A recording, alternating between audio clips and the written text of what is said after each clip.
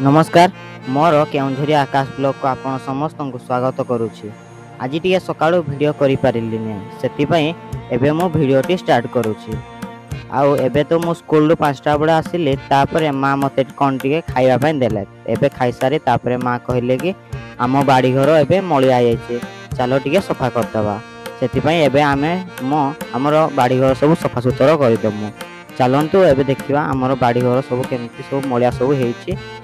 चलंतु एबे सफा करिया सब घर द्वार एना आमे सफा करिबु। मु झाडू धरछि मो पुआ धरिबो याकू तापरे सांग होई कि सफा करिबु आपण मान को देखिबु। भाई माने आपण माने देखि पारुथबे आम घर पाखरे केमिति सब अळिया हे जायछि। घर पाख न बाड़ी पटे भी सब अळिया हे जायछि। एबे खरा दिन तो सागवान पत्र सब झड़ी जाई सब तळे पड़ी जाउछि। आपण माने एई वीडियो माध्यम रे देखि पारुथबे। भाई माने ये होछि आम घर पछ बाड़ी। एठी भी सब सागवान पत्र पड़ी सब मलिया हो जाइछि। एबे बहुत दिन हलानी बाड़ी टिके हमर सफा करा हेनी। आमे तो सब मु स्कूल पढ़ाए माँ भी तांको काम रे पढ़ांती पापा भी तांको काम रे पढ़ांती घरे केही रुहंती नै सेति पई बहुत दिन हलानी सफा करा हेनी। आज माँ कहले टिके बाड़ी को सफा करि देबा। ये होछि आम घरर अलिया। एबे माँ कहउचंती मु एई गुडा सब सफा करी देबी तू सेई पट सब झाड़ू करी आनी आसीबो। माँ कहउचंती एबे तो टाइम 5:30 भी हई गलानी जल्दी जल्दी काम सारी देबा नहले संध्या हे जियो मशा गुडा भी उड़ीबा को लागिबे। तापरे माँ आउ मु पत्र गुडा को सब जालिबा पई सब कुंढेबा को लागिनी। आपण माने देखि पाउछु मु सेबाटो सब पत्र गुडा सब खरकी आनुची। माँ एबे एठी सब ये कर दउछंती माने मांडिया रे पुरे देउछंती।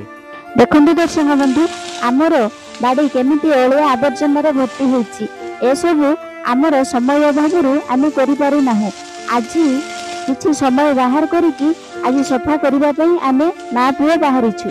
आमे तो प्रत्येक दिन निज निज काम रे निज कर्तव्य रे घर बाहर पडुछु। आ घर रही पारुनु सेति पई एमिति अळिया आवर्जन हेकि पडिकि रहुछि। आपण माने जानि पारुथिबे वर्तमान मशा माछीर समय आसीगलानी। निजे सतर्क न रहिले आगको निजे विपदरे पड़िबा। आपण भी दर्शक बंधु एमिति सफा सुतरा करंतु। वर्तमान अंडा खोल नडिया सढेई थिपी से भंगा बोतल जोठी जहा अछि माटी खोडिकी पुति दियंतु नचेत निया जाली निया लगई दियंतु। एही सब जगह रे पानी जमी मशा जन्म होती। से आम निज सफा सुतरा रहा सहित आम परिवेश को सफा सुतरा रखा। आम बाड़ी रे केते ओलिया आवर्जना अछि। मो स्कूल रु आसिले कहबो मु खेलिबा को जिवि पड़िया से खेलिबा को जिवो बोली कहूतिला मते मु कहली आज खेलिबा को जानी। आज आमे काम करिबा। मो पुओ भी मो कथा मानी काम करिबा पई रेडी हो गला। तापरे सांग हेई आम बाड़ी को आमे सफा करिबारे लागिलु। दर्शक बंधु आपण माने देखि पारुथिबे आम बाड़ी पछ केमिति आवर्जन रे भर्ती हेछि। आपण माने भी निज परिवेश को एमिति सफा रखंतु। कथारे अछि बंधु माने स्वच्छ परिवेश सुस्थ परिवेश। सेति पई स्वच्छता ही जीवन बोली कथारे कुहा जाईछि। एमिति समस्ते निजे परिष्कार रह निजर बाड़ी घर निज परिवेश सब परिष्कार रख। एही परि जदि अपरिष्कार हेई सब अळिया आवर्जना पड़ी रहिबो एठी पानी जमी मशा माछी सब जन्म हेबे। तापरे सेही मशा जाई आम देहरे कामुडिबे। सेही मशा कामुडिले आमको मेलेरिया सहित डेंगू डायरिया इत्यादि इत्यादि अनेक प्रकार रोग आम देह को आसीबो।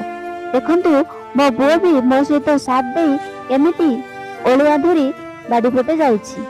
दर्शक बंधु आपणक पुओ झियो माने एमिति बापा माँ को कथा मानती कि नहीं आपण कमेंट माध्यम रे निश्चित जणैबे। मो पुओ किंतु मो कहिबारु मो कथा न काटी मो सहित कामरे आज सहाय्य करूछि। प्रत्येक दिन से स्कूल आसी सारिला परे पड़िया को खेलिबा को पळाए। आज किंतु मो कहिबारु मो कथा रखी कामरे सहाय्य करूछि। से प्रत्येक दिन सकाळ 9 टारू स्कूल को जाए। ସେ ଓଡ଼ିଶା ଆଦର୍ଶ ବିଦ୍ୟାଳୟରେ ପଢ଼ୁଛି।